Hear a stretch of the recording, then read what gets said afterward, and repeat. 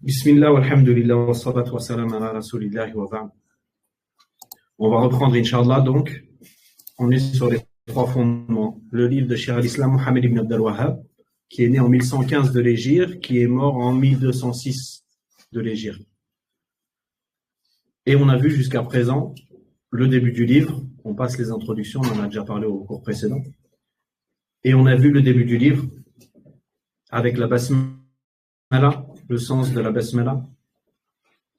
On a vu que dans ce livre, il y avait énormément de profit à prendre dans le usloub, la façon de faire de l'auteur, et que c'était une façon de faire prophétique.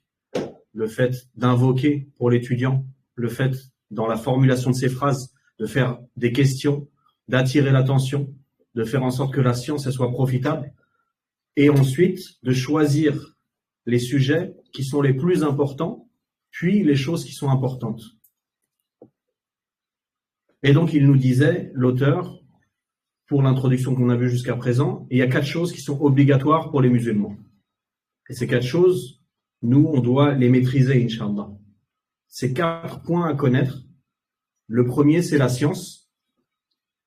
Le deuxième, c'est les œuvres. Le troisième, la prédication. Et la 4e chose, c'est la patience. Ce qu'on a vu, c'est que cette règle-là, elle est importante, on va l'utiliser dans notre vie tous les jours. À chaque instant, quand on va faire une œuvre, on va se souvenir que avant de faire une œuvre, pour qu'elle soit valide, il faut qu'il y ait des conditions. Ces conditions, elles ne découlent pas de notre raisonnement à nous. Pour qu'une chose elle soit valide auprès d'Allah, c'est pas parce que nous on pense que c'est une bonne chose ou on délaisse une chose parce qu'on pense qu'elle est mauvaise. C'est parce qu'il y a un texte religieux et si on suit le texte et qu'on a une intention correcte, alors notre acte il va être validé, Inch'Allah. Donc avant toute chose, la science, la connaissance que cette chose-là, elle est obligatoire, interdite, recommandée, etc. La science, on a dit que c'était la science religieuse. Ensuite, les œuvres, le fait d'œuvrer. Et ça, on a entendu ça dans le cours de Cheikh Hassan, Hafidahullah. Celui qui a une science et qui n'œuvre pas avec cette science, c'est quelqu'un qui est voué à l'échec. Et la science en elle-même, c'est pas le but. C'est un outil, c'est un véhicule vers les œuvres, vers la miséricorde d'Allah subhanahu wa ta'ala. Donc on prend la science pour pouvoir faire les œuvres et on a l'intention de le faire sincèrement pour Allah pour que ces œuvres elles soient valides. Et le 3e point, c'est l'appel à cette science. Al-ilm, la science, al-amalu bihi, le fait d'œuvrer avec cette science, et le 3e, ad-da'watu ilay, le fait d'appeler à cette science. Et le 4e, et on a détaillé sur la prédication, qu'on a tous une responsabilité dans le fait de transmettre, d'ordonner le bien, d'interdire le blâmable. On a tous une responsabilité et on va encore rappeler la parole de Abdullah ibn al-Mubarak, rahimahullah, qui disait que quand il a été questionné sur le fait de donner une bonne recommandation, il a choisi, parmi toutes les recommandations qu'il aurait pu dire, le fait de dire « connais ta place ». Ça, c'est quelque chose de très important également dans notre vie, le fait de connaître notre place. Celui qui sait qu'il a tel niveau dans la science, qu'il doit faire un effort sur telle chose, qu'il ne maîtrise pas ce sujet, donc il ne va pas parler de ce sujet, il va apprendre cette chose qu'il ignore, il va transmettre cette chose qu'il maîtrise, etc. Et si tout le monde était à sa place, il n'y aurait pas de trouble. Et donc ensuite la patience, parce que la patience, elle va être nécessaire. À partir du moment où la personne, elle va prendre la parole en public et elle va appeler au bien, évidemment, elle va être éprouvée puisque elle a suivi la voie des prophètes, la voie des héritiers des prophètes, qui est le fait d'appeler au bien et d'interdire le blâmable. Et le meilleur bien, et le premier bien qui a été l'appel des prophètes, c'est l'appel au tawhid. Comme on a dit, les choses les plus importantes et ensuite les choses importantes. Puisqu'on a dit, il n'y a pas de chose qui n'est pas important en islam. Donc c'est ça le plus important dans ordonner le bien, interdire le blâmable. Et ensuite, on a vu que l'auteur il nous a cité comme preuve Surat al-Asr, qui regroupe ce sens-là, c'est-à-dire que la personne, elle est dans l'obligation d'apprendre et de mettre en pratique.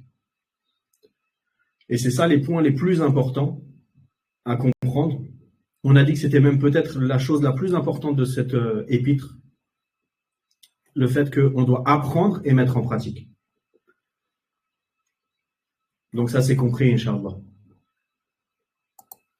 Donc on a vu, Surat al-Asr, le sens de la traduction, par le temps, l'homme ne cesse de perdre sa personne et son existence. Donc ça c'est la réalité de l'être humain. C'est que s'il n'a pas ces exceptions, ces choses qu'il doit faire, l'effort qu'il doit faire, donc l'obligation de chaque musulman, alors il va tomber dans cette perdition. C'est quoi les 4 choses? L'homme ne cesse de perdre sa personne et son existence, sauf ceux qui croient, et on a expliqué que la croyance était basée sur la science, donc ça rejoint la parole de l'auteur, la science, sauf ceux qui croient, accomplissent les œuvres pieuses, s'enjoignent à la vérité, le fait d'appeler au bien, de faire propager la vérité, et de s'enjoindre à la patience, donc la patience, le 4e qui a été cité. On a cité également que l'auteur qui a cité ces 4 points-là, il a ramené la preuve du Coran, et on a cité la parole d'Ibn al-Qayyim qui est équivalente à ce qu'il a dit. On a dit que lui-même, il a beaucoup profité des savants, Ibn Taymiyyah, Cheikh al-Islam et Ibn al-Qayyim. On a vu ça dans sa biographie. Et on sait que ces savants, ces grands savants, Cheikh al-Islam Ibn Taymiyyah et Cheikh al-Islam Ibn al-Qayyim, c'est des savants qui ont apporté beaucoup, et les savants, ils recommandent beaucoup de revenir à ces livres-là. Et Cheikh al-Islam Mohammed ibn Abd al-Wahhab, c'est ce qu'il a fait. Il a profité beaucoup de eux, et ça se voit dans son enseignement. Et c'est une recommandation qu'on a beaucoup entendue. Pour ceux qui ont déjà visité Cheikh Rabi', rahimahullah, vous avez sûrement déjà entendu le conseil qu'il donne à la majorité des étudiants qui le visitaient. Soyez solides dans votre apprentissage, faites des efforts dans votre apprentissage et lisez beaucoup dans les livres de Cheikh al-Islam Ibn Taymiyyah, Ibn al-Qayyim et l'imam Ahmed. Donc c'est une bonne recommandation, et on voit que c'est quelque chose qui est présent chez les savants de la Sunna. Et les savants de la Sunna, ils ont une manière de faire que l'on va retrouver chez Cheikh Rabi', comme on vient de dire, chez Cheikh al-Islam Mohammed ibn Abd al-Wahhab, l'imam Ibn Taymiyyah, l'imam Ahmed. C'est la même voie.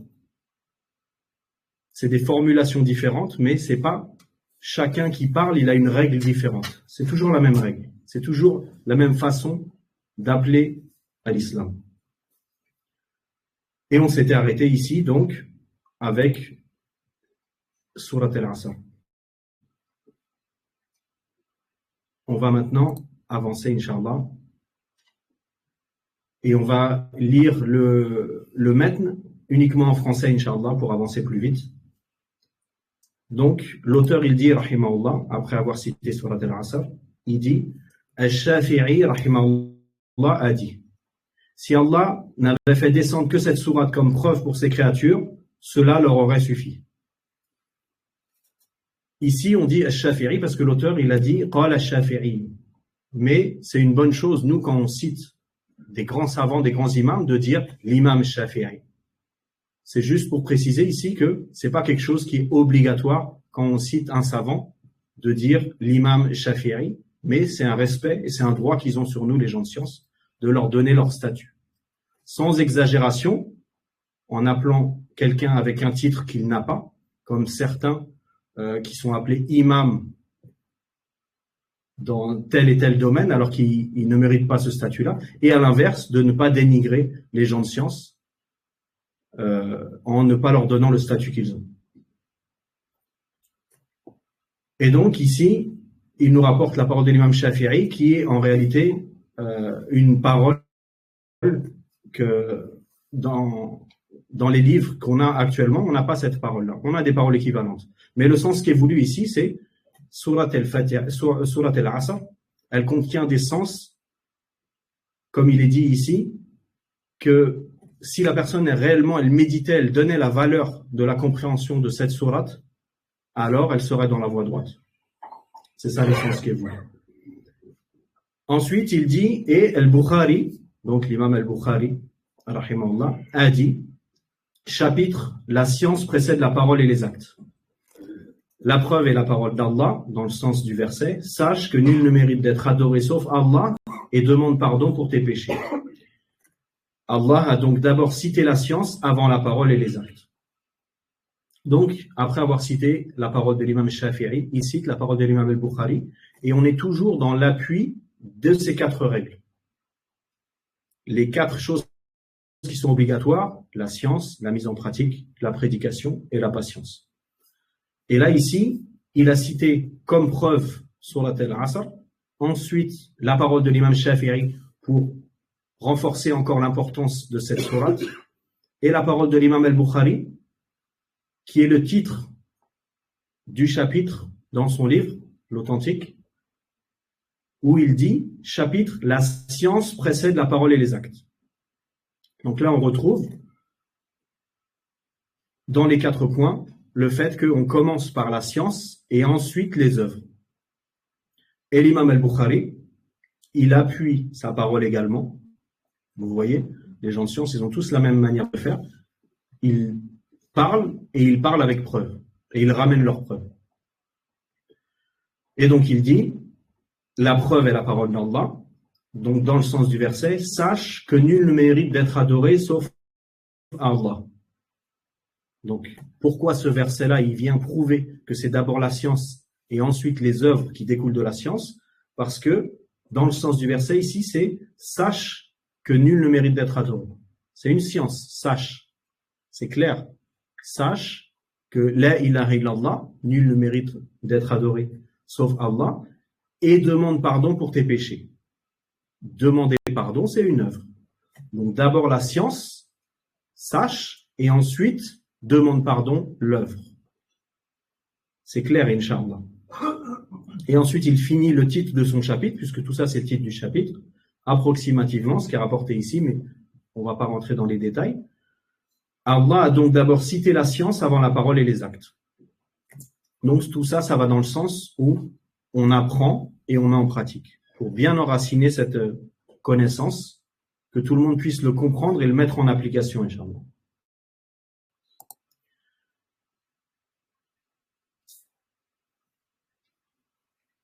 Ça, c'est la première introduction. On a dit, avant de rentrer dans les 3 fondements, il y a 3 introductions différentes. Deuxième introduction, l'auteur il dit, rahimallah, sache qu'Allah te fasse miséricorde, qu'il est obligatoire pour tout musulman et musulmane d'apprendre les 3 points suivants et de les mettre en pratique. Donc, ça ressemble au premier point qu'on a vu, à la première introduction. L'auteur, il nous a dit, il y a 4 choses qui sont obligatoires, et il nous a cité les 4. Et là, il vient avec une autre introduction, il nous dit, il y a 3 choses qui sont obligatoires. Et pourquoi il n'a pas dit il y a 7 choses qui sont obligatoires? Parce que ce n'est pas dans le même domaine. Les premiers 4 points, c'est 4 choses qui sont obligatoires pour parler de la méthodologie de la personne face à ses œuvres. Et là, ici, c'est les 3 choses qui sont obligatoires pour une personne en elle-même dans sa croyance. Donc, c'est 2 choses différentes, c'est des obligations, mais qui ne sont pas dans le même thème. C'est pour ça qu'il n'a pas dit, pour simplifier, on va dire il y a 7 choses obligatoires. Non, c'est 2 choses différentes. Et donc, il cite ces 3 choses-là. Le premier, donc le premier des 3 points, Allah nous a créés, a subvenu à nos besoins et ne nous a pas laissés à l'abandon. Au contraire, il nous a envoyé un messager. Celui qui obéit entrera au paradis, celui qui lui désobéit entrera en enfer. La preuve est la parole d'Allah, et on lira ensuite le sens de la traduction du verset. Donc le premier point, il est lié à l'unicité dans la seigneurie, qui est posée comme une base, et ensuite l'obligation de l'obéissance au messager. Pour résumer ce premier point. Et on peut également utiliser cette formule de l'auteur si on veut résumer à quelqu'un qu'est-ce que l'islam. Allah nous a créés, a subvenu à nos besoins et ne nous a pas laissés à l'abandon. Donc ici, on a l'unicité dans la seigneurie. On peut définir l'unicité en 3 catégories. L'unicité dans la seigneurie, l'unicité dans l'adoration et l'unicité dans les noms et les attributs d'Allah. Ça, c'est une façon de faire qui est beaucoup utilisée par les savants. Et il y a d'autres façons de définir l'unicité, mais c'est celle qui est en général la plus connue. Cette distinction-là, elle est faite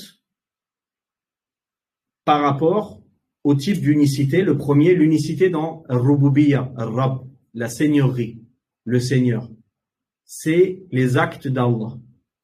Le fait que Allah, il soit celui qui crée réellement à partir de rien.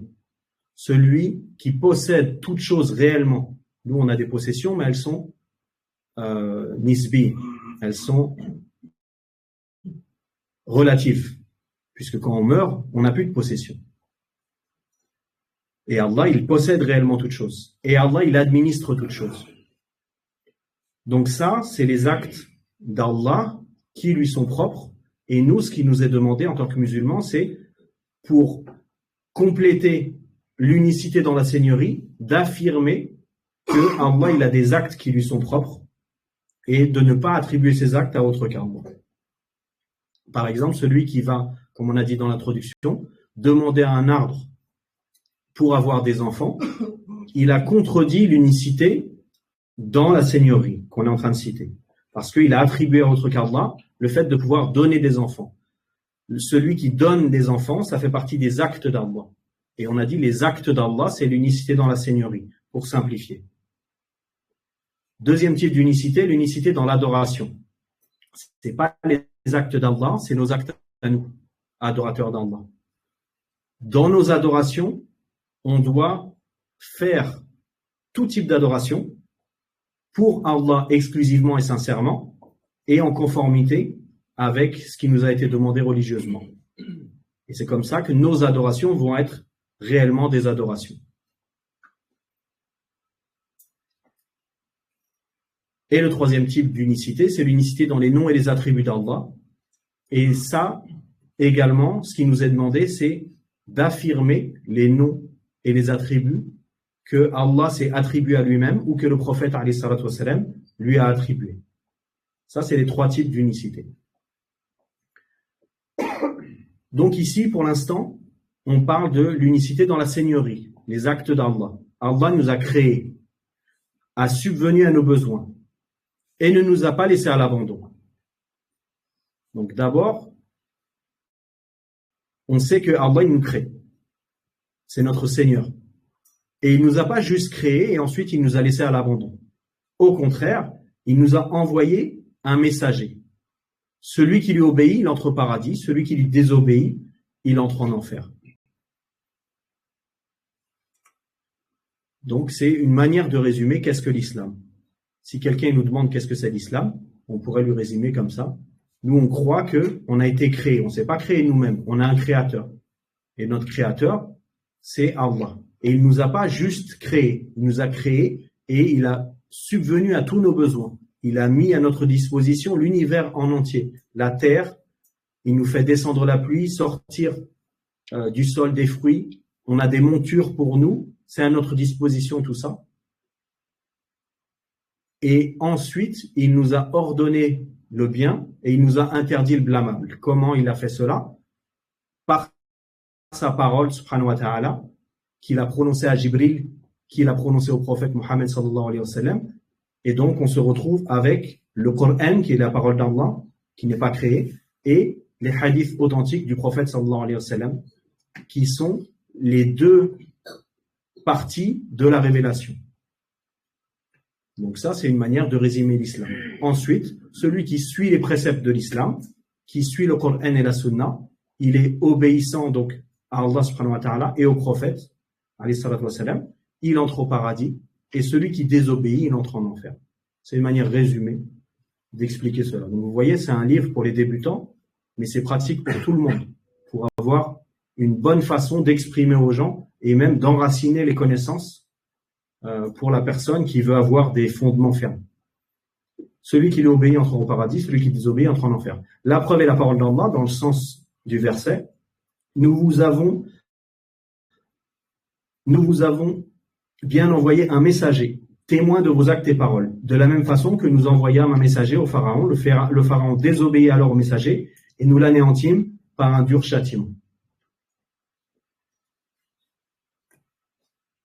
Il nous reste pas beaucoup de cours, donc on détaille pas trop. L'idée, c'est on va essayer de faire un tour sur le livre en entier plutôt que s'attarder sur des points et au final ne pas finir le livre, Inch'Allah.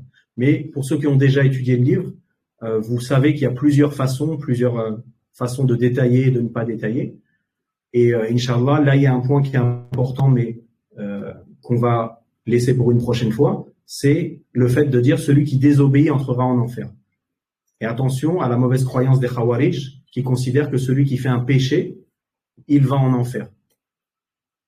Celui qui désobéit, ici, ce qui est voulu, c'est la désobéissance qui est citée dans le verset, c'est la désobéissance de Pharaon. Pharaon, sa désobéissance, c'est la mécréance. C'est cette mécréance qui fait que la personne, elle va en enfer. Mais c'est pas toute désobéissance qui fait que la personne, elle va être considérée comme mécréante. Ça, c'est la croyance des Khawarij.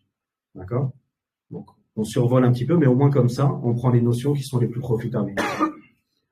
Donc voilà, ce premier point, il est lié à l'unicité dans la seigneurie, qui est une base qui va nous faire comprendre le fait que l'on doit obéir au messager, et le deuxième point, que l'on doit avoir l'unicité dans l'adoration.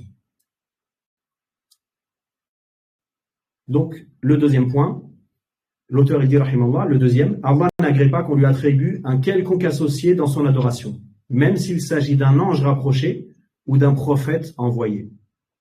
La preuve est la parole d'Allah et on va citer après, Inch'Allah. Donc, le premier point, l'unicité dans la seigneurie et le fait d'obéir au messager, alayhi salatu wassalam. Et ce deuxième point, Allah n'agrée pas qu'on lui associe un quelconque associé, qu'on lui attribue un quelconque associé dans son adoration. Là, on est dans quel type d'unicité? On parle de associer à Allah, donc c'est l'unicité dans l'adoration. L'unicité dans la seigneurie, on a dit les actes d'Allah, le fait qu'Allah, il crée, le fait qu'Allah, il fasse vivre et mourir, etc. Deuxième type d'adoration, deuxième type d'unicité, l'unicité dans l'adoration, nos actes à nous. Et l'auteur, il va en reparler plus tard quand il va parler des types d'adoration. Ne pas attribuer un quelconque associé à Allah. Ça, c'est l'unicité dans l'adoration. Nos adorations, si elles sont faites pour autre qu'Allah, c'est de la mécréance. Si elles sont faites pour Allah et pour autre qu'Allah, c'est de la même manière, c'est de la mécréance.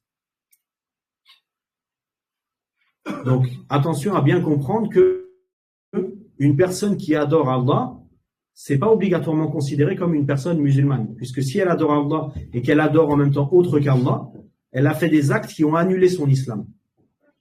Donc celui qui est musulman et qui fait un acte qui annule son islam, il est plus considéré comme musulman, même s'il se revendique de l'islam.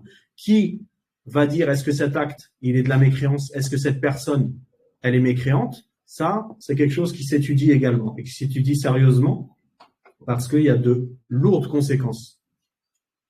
Dire de quelqu'un qui se revendique de l'islam qui est mécréant, il y a énormément de conséquences.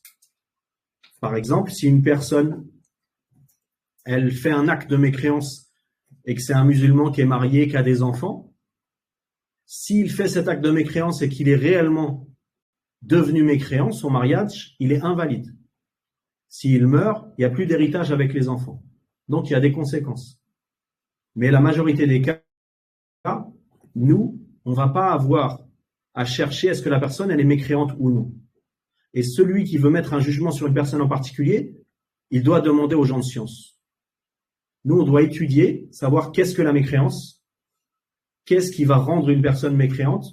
On va étudier quelles sont les conditions, qu'est-ce qui va préserver une personne qui a fait un acte de mécréance, est-ce qu'elle est considérée ou non comme mécréante. On va étudier tout ça. Mais dans l'application, pour dire telle personne elle est mécréante, on revient vers les savants. Et c'est une miséricorde parce que ça nous permet de nous préserver. Ce n'est pas notre responsabilité à nous. Et même dans certains cas, c'est revenir aux savants et même aux gouverneurs. Puisque dans un pays musulman, comme on a dit, il y a des règles qui en découlent. Donc il faut que le gouverneur établisse le jugement sur la personne pour que le mariage soit annulé, etc. Donc c'est une grande affaire. Et c'est pas quelque chose à prendre à la légère. Et si vous voyez des gens dans votre entourage qui prennent ça à la légère, attention. Principalement les gens qui parlent sur les gouverneurs et qui disent le gouverneur il est mécréant parce qu'il a fait telle chose et telle chose. Ça, en général, c'est des gens qui n'ont pas beaucoup étudié, qui rentrent dans ces choses-là. C'est quelque chose qui s'étudie, le fait de dire telle personne elle est mécréante, telle personne elle a fait un péché, etc. Par exemple, le livre Les annulatifs de l'islam du même auteur, Cheikh al-Islam Mohammed ibn Abdel Wahhab, qui détaille un peu plus sur ce sujet. Et donc, il dit l'auteur, même s'il s'agit d'un ange rapproché ou d'un prophète envoyé. Donc, c'est pour montrer que si celui qui va adorer autre qu'Allah, mais c'est pas n'importe qui, c'est Jibril ou c'est le prophète Mohammed sallallahu alayhi wa sallam. Ça, c'est interdit et ça annule l'islam. Alors, donc, tout ce qui est en dessous de cela, encore plus. Min babin aoula, comme on dit en arabe. A fortiori, celui qui sait qu'on n'a pas le droit d'adorer le prophète, alayhi salatu wa sallam, en dehors d'Allah, ou alors Isa, ou alors Jibril, etc. Alors, évidemment, adorer une pierre, adorer une tombe, c'est encore plus évident. Et il cite comme preuve, la preuve est la parole d'Allah, dans le sens du verset, les mosquées sont réservées à Allah, n'invoquez donc personne avec Allah. Donc, n'invoquez personne avec Allah. L'invocation, elle est pour Allah uniquement. Celui qui fait une invocation pour autre qu'Allah, alors il est considéré comme mécréant. Attention à la parole également, quand on dit celui qui fait ça, il est mécréant, ou cette chose-là, c'est de la mécréance. C'est à prendre en termes de jugement général. En général, tout le monde sait que quand on dit faire cette chose-là, c'est de la mécréance. C'est une parole générale. Donc ça ne veut pas dire que toutes les personnes qui vont faire cette chose-là, ils vont être mécréants. Par exemple, demander à autre qu'Allah pour quelque chose qui est propre à Allah. C'est un acte de mécréance. Donc quand on dit c'est un acte de mécréance, on comprend que la personne qui va le faire, elle n'est pas forcément considérée comme mécréante. Il y a des excuses, il y a des conditions qui doivent être présentes. Mais attention également, parce que les savants, quand ils disent « celui qui fait ça, il est mécréant », c'est aussi une parole générale. Celui qui fait cette chose-là, il est mécréant, c'est la même chose que cet acte, c'est de la mécréance. On n'est pas en train de parler d'une personne en particulier. Pour dire telle personne, elle est mécréante, ça on a dit, c'est une fatwa, c'est un jugement autre. Donc le premier point qu'on a vu sur ces trois obligations, c'est l'unicité dans la seigneurie. Allah, il nous a créés, il nous a pas laissé à l'abandon. On doit obéir et on doit obéir au messager d'Allah sallallahu alayhi wa sallam. Deuxième point, on doit adorer Allah et adorer Allah seul. L'unicité dans l'adoration. Pour que nos adorations elles soient valides, il faut qu'elles soient faites sincèrement pour Allah et il faut qu'elles soient faites en conformité avec la sunna. Troisième point, l'auteur il dit, rahimallah. Le troisième, celui qui obéit au messager et voue un culte exclusif à Allah n'a pas le droit d'être l'allié de celui qui s'oppose à Allah et son messager, même s'il s'agit de son plus proche parent. La preuve est la parole d'Allah et on va citer le verset par la suite, Inch'Allah. Regardez comment la phrase elle commence. Celui qui obéit au messager et voue un culte exclusif à Allah. Ça vous rappelle rien ces deux choses? Regardez comment il construit son propos, l'auteur. Il nous donne des notions et les choses avec les autres, elles s'embriquent les unes dans les autres comme ça. On a l'impression de le suivre dans le raisonnement et comme ça, c'est beaucoup plus simple de comprendre. C'est pas des choses isolées, des points où il nous dit d'abord, il faut obéir au messager pour aller au paradis. Il ne faut pas adorer autre qu'Allah. Et il vient en troisième point. Donc celui qui fait ça et ça, alors, vous voyez, donc c'est beaucoup plus facile de comprendre quand c'est exprimé de cette manière-là. C'est pour ça que c'est un des livres qui est le plus enseigné, parce qu'il est clair. Celui qui obéit au messager, alayhi salatu wa salam, et vous, un culte exclusif à Allah, là c'est le troisième point, n'a pas le droit d'être l'allié de celui qui s'oppose à Allah et son messager. Le troisième point, c'est ce qui s'appelle al-wala et wal-bara. L'alliance et le désaveu. Le fait de s'allier avec les musulmans et de se désavouer des incroyants. Cette alliance, elle est souvent mal comprise, encore une fois, par des gens qui soit n'étudient pas, soit étudient mal. Parce que souvent on dit, les gens, ils étudient pas et donc ils font telle erreur. Et il y en a, ils se sentent pas concernés. Parce qu'ils disent, moi, ça fait 10 ans que j'étudie, donc je me sens pas concerné. Mais celui qui étudie mal, comme on a dit, qui suit pas les recommandations des savants de commencer par telle chose et ensuite telle chose, de prendre la science auprès des personnes compétentes, etc. Il a beau étudier depuis 25 ans, il n'a pas vraiment étudié. Et il n'a pas les bases qui lui permettent de comprendre. Et ce point-là, c'est souvent quelque chose sur lesquels on retrouve des erreurs chez les gens, même des gens qui ont étudié.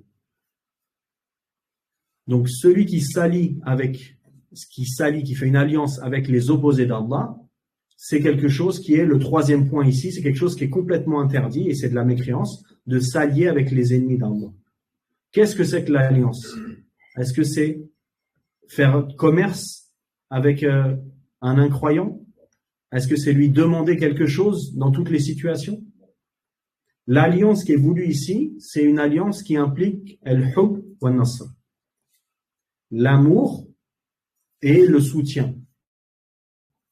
Celui qui s'allie avec un incroyant, et cet acte-là va être considéré comme la mécréance, c'est celui qui s'allie en aimant cette personne-là, pas pour elle-même, pour ce qu'elle représente comme ennemi d'Allah, et qui veut soutenir cette position-là. À ce moment-là, c'est de la mécréance.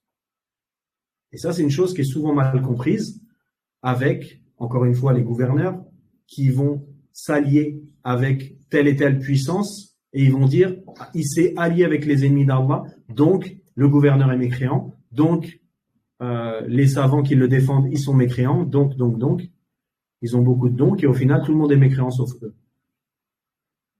Le gouverneur qui va demander quelque chose à un ennemi d'Allah, c'est pas forcément considéré comme de la mécréance s'il n'y a pas ce qu'on a cité. Il faut qu'il aime cette mécréance-là et il veut aider cette personne-là. Il veut aider cette mauvaise croyance à se répandre. Et là, c'est de la mécréance. Et sinon, c'est pas de la mécréance. Comme on a cité, ça peut être soit un péché ou soit même quelque chose qui n'est pas un péché si c'est quelque chose qui est autorisé.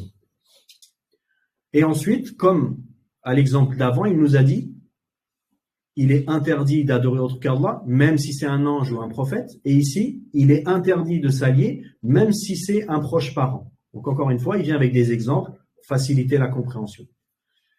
Et le sens du verset qui est cité comme preuve, c'est « Tu ne trouveras jamais ceux qui croient en Allah et au jour dernier aimer ceux qui renient Allah et son messager. » Donc regardez ici, dans le verset, c'est « aimer ». Et lui, il a cité l'alliance. Mais on a dit que l'alliance, c'est avec l'amour et le soutien. Donc, aimer ceux qui renient Allah et son messager, même s'il s'agit de leurs propres parents, de leurs enfants, de leurs frères ou de leurs proches parents ou de leurs proches. Cela, Allah a inscrit la foi dans leur cœur et les soutient d'un esprit émanant de lui. Il les fera entrer dans des jardins sous lesquels coulent des ruisseaux jusqu'à la fin du verset. Ou du sens du verset. Donc ici, le verset, il est clair, Inch'Allah, c'est à peu près le même sens qui a été cité par l'auteur, il n'y a pas besoin de détailler, Inch'Allah. Donc on peut passer à la suite.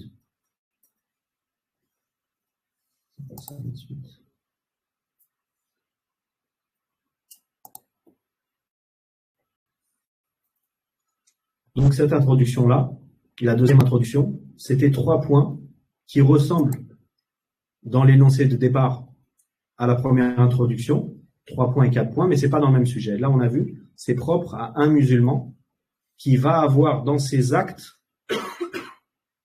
l'unicité dans la seigneurie, le suivi du prophète, le fait d'adorer Allah selon les conditions et avec la bonne intention, et de ne pas s'allier, encore une fois, avoir une croyance correcte envers les incroyants et envers les musulmans. L'alliance et le désaveu. Tout ça, c'est lié aux croyants. Et les 4 premiers points, on a dit, c'est lié à sa façon de pratiquer. Troisième introduction, avant de rentrer dans le livre, Inch'Allah.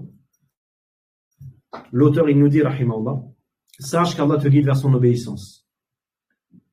Ici, on a une nouvelle invocation. Il nous a dit dans les 2 premières, qu'Allah te fasse miséricorde. I'lam rahimakallah. Ici, sache, encore une fois, donc il nous appelle à la science, qu'Allah te guide vers son obéissance. On a dit que les invocations du prophète, alayhi salatu wassalam, celles qu'on retrouve dans le Coran, et des savants, on les favorise sur nos invocations à nous. parce qu'on sait que c'est quelque chose qui est une bonne chose pour nous. Et qu'Allah te guide vers son obéissance, c'est quelque chose qui est fondamentalement bon pour la personne. Sache qu'Allah te guide vers son obéissance. Que Al-Hanifiyya, la religion d'Ibrahim, est d'adorer Allah en lui vouant un culte exclusif. C'est ce qu'Allah a ordonné à l'ensemble des gens et c'est dans ce but qu'il les a créés. Ici, c'est Al-Hanifiyya. Et l'auteur, il nous donne une parole claire qu'on n'a pas besoin de trop détailler, Inch'Allah. Al-Hanifiyya, c'est la religion d'Ibrahim. Et la religion d'Ibrahim, c'est l'islam. Et qu'est-ce que c'est que Al-Hanifiyya? C'est adorer Allah en lui vouant un culte exclusif. Donc ici, il met en valeur l'importance de l'adoration. La pratique religieuse, c'est le fait d'adorer Allah en lui vouant un culte exclusif. Donc il appuie encore une fois, la chose qui va valider nos actes, c'est le fait de pratiquer l'islam comme ça nous a été demandé, c'est-à-dire l'adoration, elle est pour Allah et pour Allah seul. Et c'est ce qu'Allah a ordonné à l'ensemble des gens, et c'est dans ce but qu'il les a créés. Comme on retrouve dans le sens du verset, donc comme il dit, comme Allah a dit, je n'ai créé les djinns et les humains que pour qu'ils m'adorent. Donc ce verset, il est central, il est important, et on l'entend souvent dans les cours. وَمَا خَلَقْتُ الْجِنَّ وَالْإِنسَ إِلَّا لِيَعْبُدُونِ. C'est peut-être un verset qu'on va mémoriser avant même d'être arrivé à Surat al-Dhariyat dans le Coran. Tellement on l'entend dans les cours. Certains versets, on les entend beaucoup dans les cours, dans les khutbahs, et on les mémorise. Celui-là, il en fait partie. Donc, je n'ai créé les djinns et les humains que pour qu'ils m'adorent. Parce que c'est un fondement dans la religion. Pratiquement tous les cours, ils pourraient commencer par celui-là, par ce verset-là. Parce que c'est une base. Allah, il nous explique à travers ce verset pourquoi il nous a créés. Donc, si nous, on a envie de cheminer religieusement, on va repartir à la base. Et la base, c'est quoi? Pourquoi on a été créé? Donc, pourquoi Allah il nous a créés? Pour l'adoration. Je n'ai créé les djinns et les humains que pour qu'ils m'adorent. Donc, ça, c'est la base. Celui qui vit sur terre et qui n'adore pas Allah, il est en contradiction avec ce pourquoi il a été créé. Comment il va avoir l'apaisement? Comment il va avoir le bonheur? Comment il va se sentir bien et dans la bonne voie? Alors que celui qui va adorer Allah, il va se sentir apaisé parce qu'il est en train de faire ce pourquoi il a été créé. Donc même s'il y a des difficultés, c'est là où on va retrouver réellement le bonheur. Je n'ai créé les djinns et les humains que pour qu'ils m'adorent. Donc, qu'est-ce qu'on doit faire, nous, en tant qu'être humain? On a reconnu qu'Allah il nous avait créés, qu'Allah il nous a envoyé le Coran, le prophète, alayhi salatu wassalam. Le message qui est dedans, c'est adore Allah. C'est le premier ordre qui vient quand on lit le Mus'haf. Adorer Allah. D'accord. Qu'est-ce que l'adoration? Comment on adore? Quelles sont les conditions? Qu'est-ce qui annule l'adoration? Qu'est-ce qui annule l'islam? C'est là où Talib al-Ilm ça commence. C'est là où l'étude de la religion, l'étude de la science, ça commence. On doit savoir qu'est-ce qu'une adoration. Qu'est-ce qui valide l'adoration?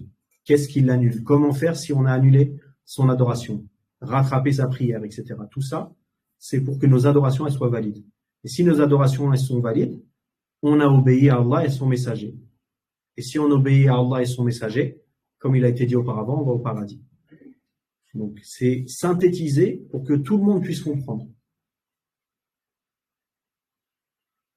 Qu'est-ce que l'adoration? Cheikh al-Islam Ibn Taymiyyah, il a donné une définition de l'adoration dans son livre Al-Ubudiyya, au tout début du livre.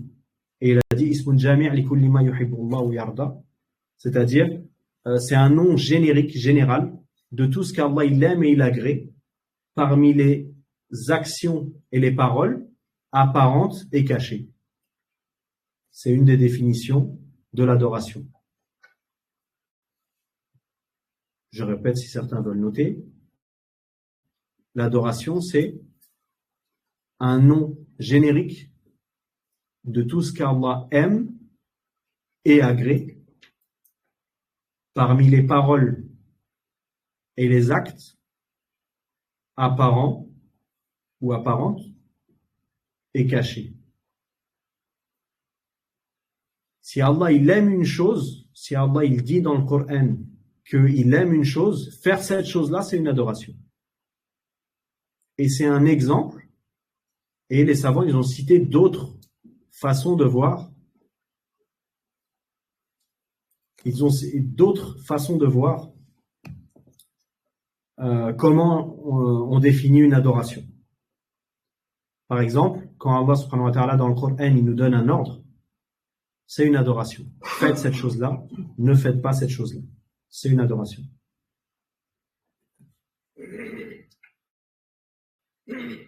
Ensuite, l'auteur il continue, rahimahullah, et il dit, le sens de pour qu'il m'adore est qu'il me voue un culte exclusif. Si on dit je n'ai créé les djinns et les humains que pour qu'ils m'adorent, on peut donc considérer qu'on est créé pour adorer Allah et que ça n'implique pas qu'on adore Allah et qu'on adore Allah uniquement. Et c'est pour ça qu'il est précisé ici, le sens de pour qu'il m'adore, c'est qu'il me voue un culte exclusif. Parce qu'on a dit adorer Allah, ça suffit pas. Il faut adorer Allah et ne pas adorer autre qu'Allah. C'est ça le tawhid. Ensuite, il dit, rahimahullah, la chose la plus importante qu'Allah nous ait ordonnée, c'est de reconnaître son unicité, c'est-à-dire ne vouer d'adoration qu'à Allah. Quant à la plus importante des choses qu'il nous est interdite, c'est le polythéisme, qui consiste à adorer autre que lui avec lui. Et la preuve est la parole d'Allah, dans le sens du verset, adorer Allah et ne lui attribuer nul associé dans vos adorations. Ici, on peut noter encore une fois une définition, celle du polythéisme. Polythéisme qui est adorer autre que lui avec lui. Celui qui adore autre qu'Allah avec Allah, c'est du polythéisme. Et ensuite, il termine en disant, et si on te demande quels sont les 3 fondements que l'homme doit obligatoirement connaître, réponds qu'il connaisse son Seigneur, sa religion et son prophète, Mohammed sallallahu alayhi wa sallam. Donc ça, c'est les 3 fondements. Et le fait que le shir, il nous questionne et il nous donne les réponses, c'est encore une fois un bon enseignement.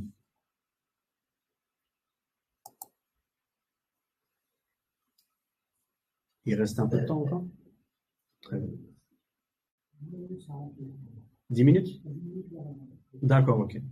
Inch'Allah. On va commencer un petit peu le premier fondement alors, Inch'Allah.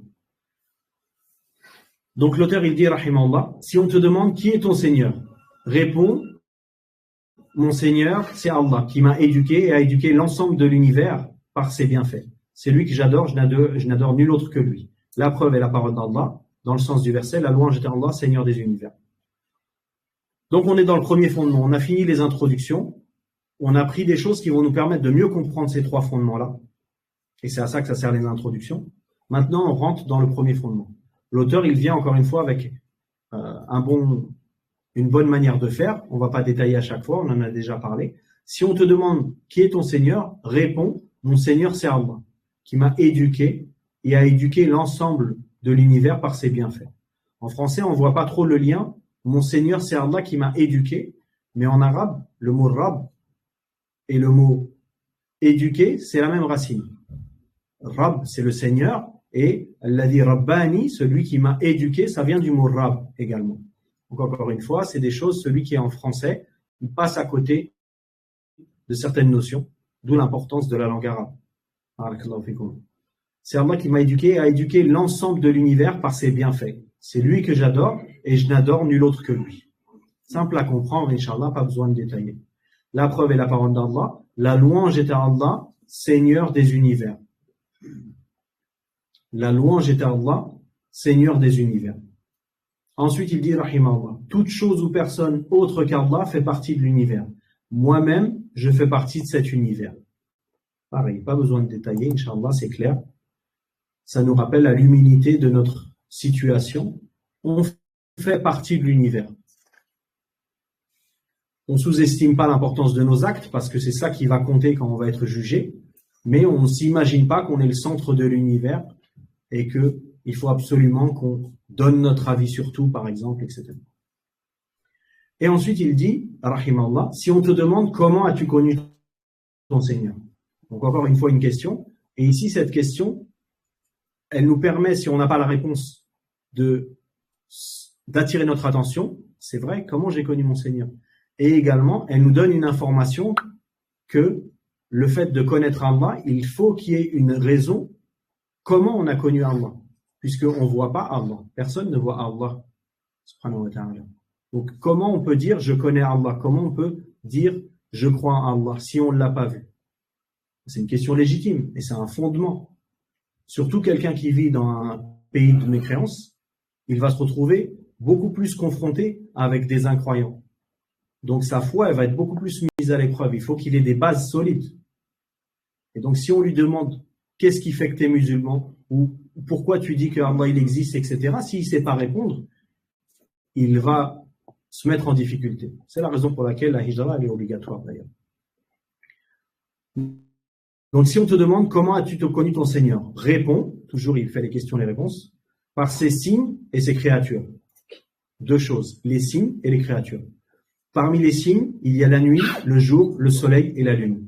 Et parmi les créatures, il y a les 7 cieux et les 7 terres, ceux qu'ils contiennent et ceux qui se trouvent entre les deux. La preuve est la parole d'Allah et on va citer le verset après.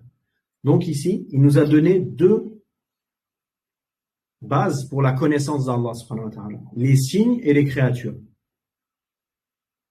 Et après, il nous donne des exemples. Parmi les signes, il y a la nuit, le jour, le soleil et la lune. Et après, les créatures. Question.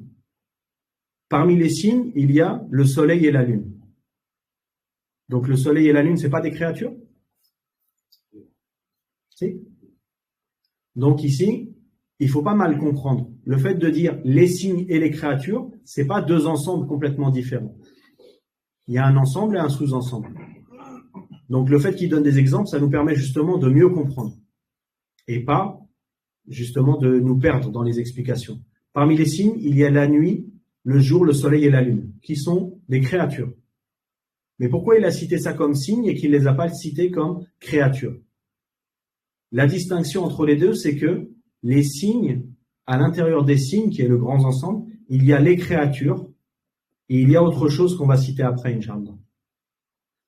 Mais le fait de citer à l'intérieur des signes des créatures comme le soleil et la lune, c'est pour donner autre chose que la notion de création.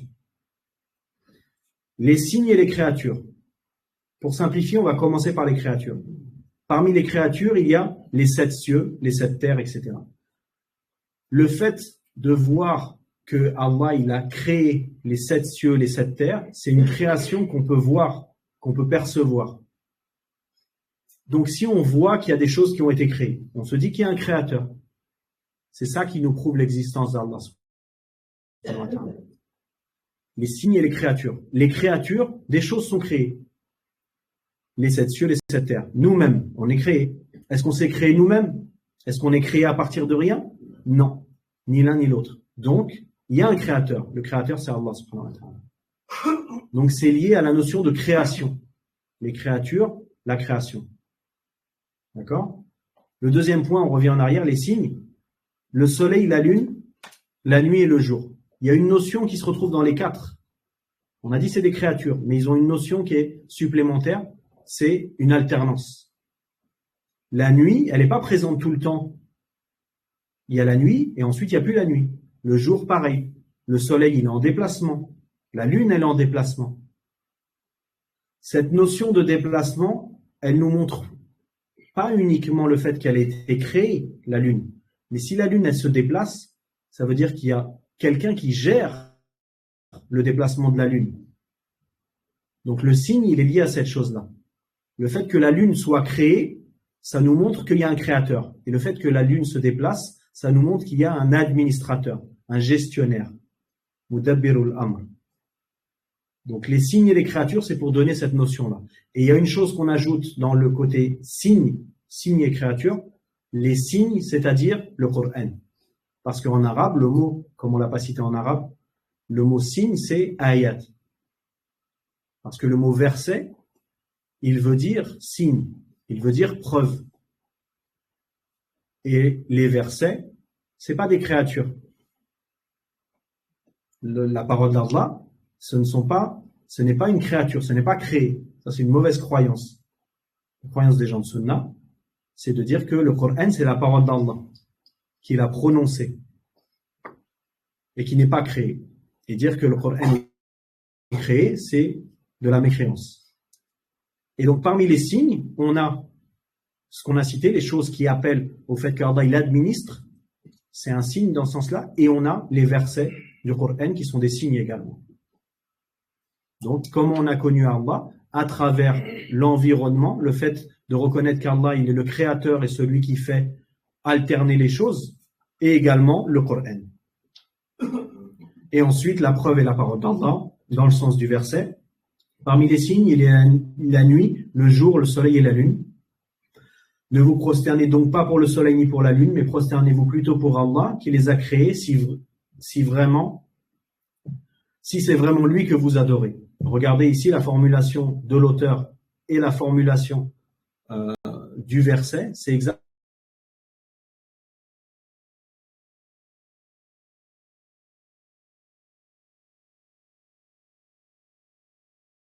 ça. C'est un des signes également des gens de Sunna, c'est de s'attacher aux expressions du Coran et des savants et des pieux prédécesseurs.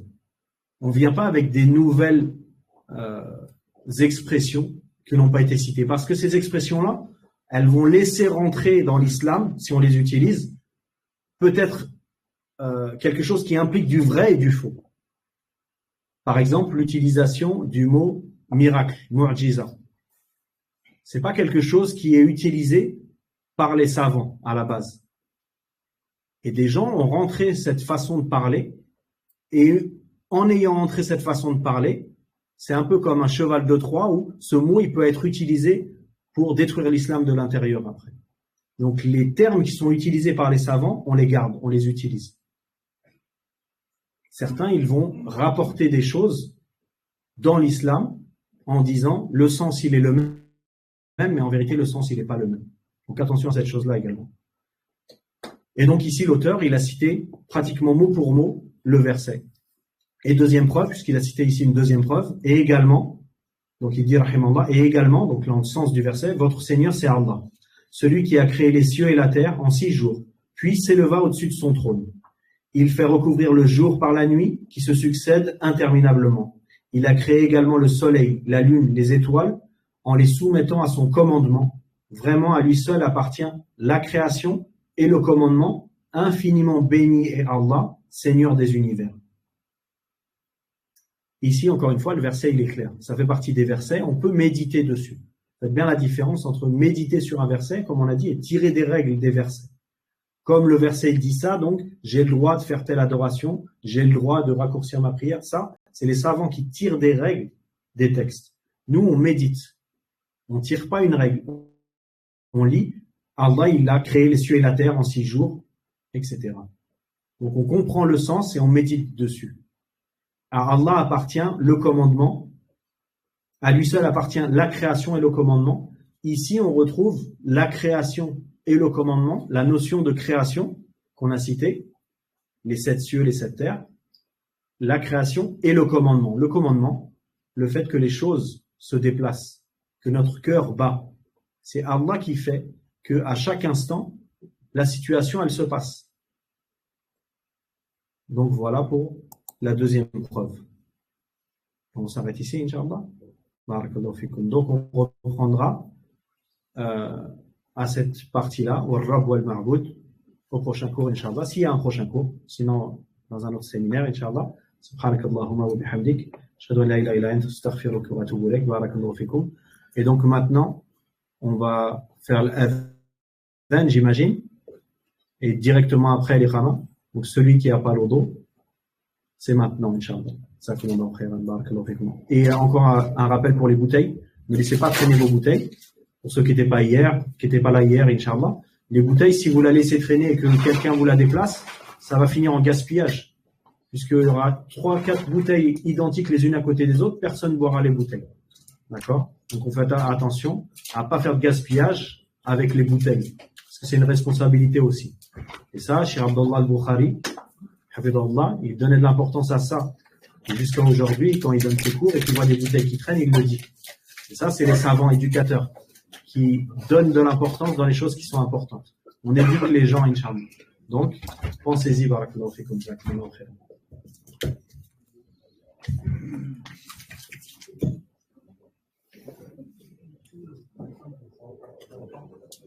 الله أكبر الله أكبر